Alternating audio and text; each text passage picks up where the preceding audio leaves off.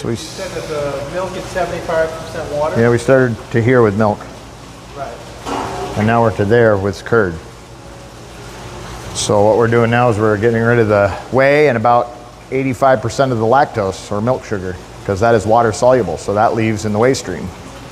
We're left with a residual of about 15 to 20% in the vat, which the starter cultures we put in early this morning will consume as we cheddar and then as we age. So this will be a cheddar cheese. So theoretically, cheddar cheese after about 60 days of aging has very little to no residual lactose, because most of it's left in the whey, and what little bit remained has been consumed by my lactobacillus cultures that were put in this morning. How does this relate to the H2, H1 proteins in the cheese? A2, A1?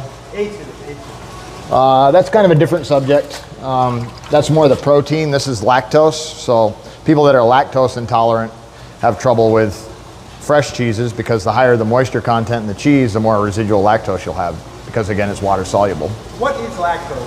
Lactose is milk sugar. So that means it's a carbohydrate. It's a sugar. Sugar, right. And the proteins?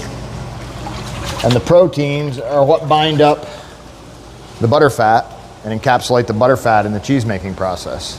So a lot of people who are not lactose intolerant but may have a milk allergy are usually allergic to the proteins in the milk.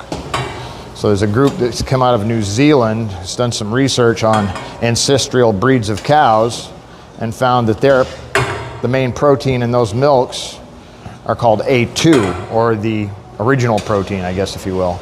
A1 is more the commercialized, genetically modified animals that have been made to produce large volumes of milk for the consumers.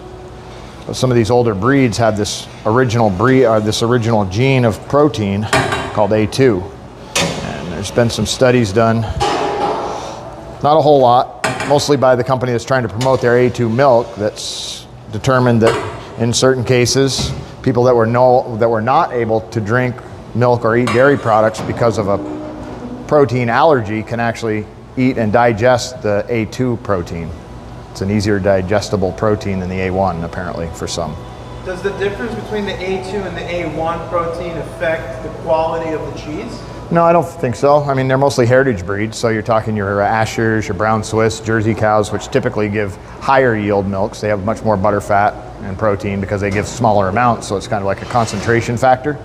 The less the volume, the less dilution on butter fat and protein, so tends to be a little bit more.